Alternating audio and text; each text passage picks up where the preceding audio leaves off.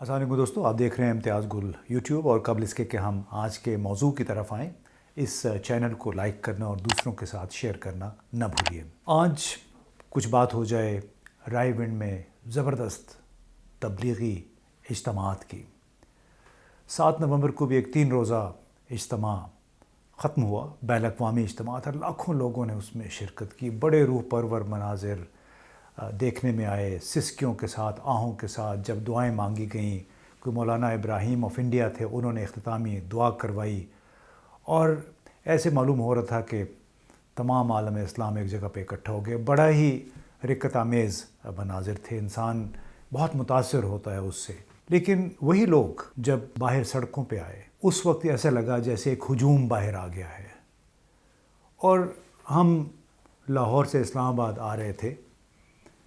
کوئی 250 کلومیٹر تک جا بجا ٹریکٹر ٹرالیاں، ٹرک، 2 منزلہ ٹرک جو خصوصی طور پہ زائرین کو رائے ونڈ لانے کے لیے بنائے گئے تھے، وزیرستان سے، باجوڑ سے، ڈی آئی خان سے، نہ معلوم کہاں کہاں سے لوگ اس اجتماع میں شرکت کے لیے آئے۔ بڑا پرجوش مناظر دیکھنے میں آتے، لیکن ہم جب لاہور سے اسلام آباد کا اپنے سفر شروع کیا، کم از کم 250 کلومیٹر تک سڑک کنارے، موٹر وے پہ سڑک کنارے، پھر جہاں پہ قیام و طعام کی جگہ ہوتی ہے، کوئی ریسٹ ایریا ہوتا ہے، جا بجا آپ کو ٹرک، بسیں کھڑے نظر آ رہے ہیں۔ دسترخوان بچھا دیتے ہیں، جائے نماز بچھا دیتے ہیں نماز کے لیے، ظاہر ہے نماز بھی کرنی ہے۔ پھر جتنے بھی ریسٹ ایریاز تھے، ریسٹورنٹس کے ایریا تھا، وہاں جب ہم واش روم میں گئے تو ہر طرف پانی پانی تھا، کیونکہ لوگ وضو کر رہے تھے، وہی جو تبلیغی اجتماع سے واپس آ رہے تھے وضو کر رہے تھے، اور اس کی وجہ سے ہر طرف پانی پانی تھا۔ تو اس موقع پہ مجھے خیال آیا کہ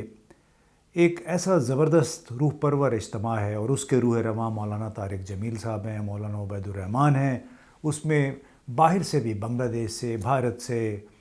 اور دور دراز ایون یورپ سے بھی لوگ اس پہ شرکت کے لیے آتے ہیں۔ لیکن ان تمام ہمارے علماء کو غالباً اس امر کا علم نہیں ہے کہ جب وہی ہجوم باہر سڑکوں پہ نکلتا ہے، موٹر وے پہ، ہائی وے پہ، اس میں پھر نہ تو وہ جوش نظر آتا ہے، نہ نظم و ضبط نظر آتا ہے، جس کی وجہ سے لوگوں کا 2 گھنٹے کا سفر 4 5 گھنٹوں میں طے ہوتا ہے۔ اس میں مریض بھی شامل ہوتے ہیں، اس میں وہ لوگ بھی شامل ہوتے ہیں جو ایئرپورٹ کے لیے، اپنی فلائٹس کے لیے جن کو پہنچنا ہوتا ہے۔ اس سے ہماری مراد قطع نظر یہ نہیں ہے کہ کسی کی دل آزاری کی جائے۔ الحمدللہ سب مسلمان ہیں، اور سب کو اس بات پہ فخر بھی ہے، اور بڑے شوق سے لوگ اجتماع میں جانا چاہتے ہیں۔ لیکن جب ہم یہ سفر واپسی کا کر رہے تھے اسلام آباد کی طرف، اس وقت میں نے سوچا کہ مولانا طارق جمیل صاحب اور ان کے جتنے بھی ساتھی ہیں، کیا ان سے ہم بطور پاکستانی ایک اپیل کر سکتے ہیں؟ اور وہ اپیل یہ ہے کہ آپ ایک طرف دیکھیے کہ کیا اسلام ہمارا نظم و ضبط کا درس دیتا ہے؟ اسلام تمام جو ہماری کھانے پینے کی چیزیں ہیں، ان کی عزت کرنے کی، ان کو محفوظ کرنے کی، ان کو طریقے سے استعمال کرنے کا درس بھی دیتا ہے۔ تو آپ یہ دیکھیے کہ جب سڑکوں پہ یہ آ جاتے ہیں، خاص طور پہ موٹر وے پہ جہاں لوگ تیز رفتاری سے اپنی منزل کو پہنچنے کی کوشش کرتے ہیں، وہاں پہ جگہ جگہ جو پڑاؤ ڈال دیتے ہیں، اس سے باقی ٹریفک کی راہ میں رکاوٹ پڑتی ہے، سلو ہو جاتے ہیں، اور ظاہر ہے اکثر لوگوں کو وہ ناگوار گزرتے ہیں، جو لوگ جلدی میں ہوتے ہیں، فیملی ساتھ ہوتی ہے، بیمار مریض ساتھ ہوتے ہیں، بچے ہوتے ہیں۔ تو جب جو یہ لوگ موٹر وے پہ آتے ہیں، وہاں ایک دم گاڑیوں کا سیلاب جو آہستہ آہستہ وہ پھر ایک ہجوم کی شکل اختیار کر لیتا ہے۔ دوسری بڑی بات ہم نے جو دیکھی کہ جتنے بھی قیام و طعام کے ایریا تھے یا ریسٹ ایریا تھے، وہاں پہ جیسے میں نے پہلے کہا، پانی ہی پانی۔ مولانا طارق جمیل صاحب، ان کے ساتھی شاید اس حوالے سے بھی کوئی اجتہاد، کوئی اس طرح کی کوئی ترکیب بتا سکتے ہیں کہ آپ جب سفر میں ہیں تو کیا آپ کا وضو کرنا ضروری ہے۔ اب یہ میں کیوں کہہ رہا ہوں کہ جتنا پانی اس وقت وہ ضائع ہو رہا ہوتا ہے، کیا وہ پانی ہم بچا سکتے ہیں؟ پاکستان میں پہلے ہی پانی کی بہت کمی ہے، بارشیں اور برف آہستہ آہستہ کم ہو گئی ہے۔ دنیا کے جو 10 بڑے ممالک ہیں جن کو پانی کی قلت کا سامنا ہے، اور زیادہ قلت کا سامنا کرنا پڑے گا آئندہ برسوں میں، ان میں شامل ہے پاکستان۔ تو کیا ہمارے مولانا صاحب، ان کے دوسرے ساتھی، اپنے جتنے بھی فالوورز ہیں وہاں پہ آئے ہوتے ہیں، ایک لیکچر اس پہ بھی کر سکتے ہیں ان لوگوں کے لیے. اور ظاہر ہے جو لوگ وزیرستان سے آئے، جو بلوچستان سے آئے، وہ شہروں کے ضابطوں سے، قوانین سے نابلد ہوتے ہیں. ہمارا فرض ہے ان کی رہنمائی کرنا. اور جہاں پہ 5 لاکھ لوگ اکٹھے ہوئے ہوتے ہیں، 4 لاکھ، 5 لاکھ، بلکہ اس سے بھی زیادہ، اب مولانا صاحب میرا خیال ہے وہ بھی ایک رہنمائی کا بہترین موقع ہوتا ہے. تو اگر پاکستان کی خاطر، اسلام کی خاطر مولانا صاحب اور ان کے دوسرے چاہنے والے وہ اگر اس لیکچر کا بندوبست کر لیں، جس انداز میں جب اجتماع ختم ہوتا ہے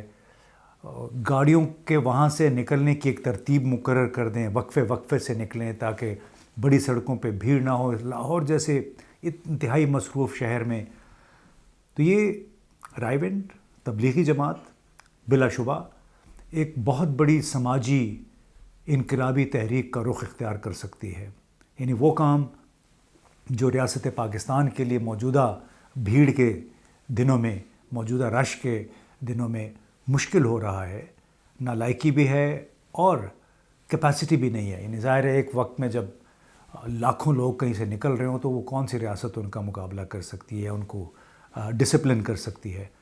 تو کتنا اچھا ہوگا کہ جب رائے ونڈ کا اجتماع ختم ہو رہا ہے وہاں پہ ان تمام لوگوں کو بتا دیا جائے کہ آپ وقفوں سے سڑک پہ جائیں. سڑک پہ جب جائیں گے تو آپ نے کون سے لین میں جانا ہے اور پانی کا استعمال آپ نے کیسے کرنا ہے، اور کیا ضروری بھی ہے سفر کے دوران، جنہوں نے 8-8 10-10 گھنٹے کا سفر کریں. اور آپ یہ بھی دیکھیے، ان کو یہ بھی سمجھانا ہوگا، سیوک سینس بھی دینا ہوگا کہ موٹر وے چپس کے پیکٹ سے، شاپنگ بیگ سے اور جو خوراک بچی ہوتی ہے اس سے بھرا پڑا ہوتا ہے، اٹا پڑا ہوتا ہے. تو کیا یہ، ہم تو یہ کہتے ہیں کہ صفائی نصف ایمان ہے، تو کیا یہ وہ درس ہے جو وہاں سے وہ سیکھ کے آتے ہیں؟ یقیناً نہیں. آپ تو بار بار ان کو کہتے ہوں گے کہ صفائی نصف ایمان ہے، نظم و ضبط کا مظاہرہ کریں، قانون کا احترام کریں. اگر یہی باتیں باقاعدہ فارمل رسمی طور پہ ان لوگوں کے گوش گزار کر دی جائیں، جس میں نوجوان بھی شامل ہیں، جوان بزرگ بھی شامل ہیں، بڑے شوق سے وہاں پہ آتے ہیں، اگر باقاعدہ ایک سیشن 2-4 منٹ کی بات ہے اس میں ان کو یہ گوش گزار کر دیا جائے تو یقیناً پاکستان اور تاریخ رائے ونڈ کو ایک بہت بڑی سماجی تحریک کا آغاز سمجھے گی کہ جہاں سے ریاست کی گورننس کا کام، ڈسپلن کا کام، پانی کو اچھے طریقے سے استعمال کرنے کا اور کوڑا کرکٹ نہ پھیلانے کے پیغام کے ساتھ بلا شبہ اس حوالے سے بھی اس تحریک کو یاد رکھا جائے گا. کیونکہ بڑا ضروری ہے کہ ہم رائے ونڈ میں دین کی تبلیغ کا کام کریں، اللہ کو یاد کریں، اس کے ساتھ ساتھ ہم ایک موب نہ بنے، ایک ہجوم نہ بنے، بلکہ باقاعدہ ایک منظم قوم کے طور پہ وہاں سے نکل کے آئیں. امید ہے کہ مولانا طارق جمیل صاحب اور ان کے دوسرے ساتھی اس پیغام کو مثبت انداز میں لے کر اس قوم کی اصلاح کا اور اس سماجی انقلاب لانے کا بیڑا اٹھائیں گے.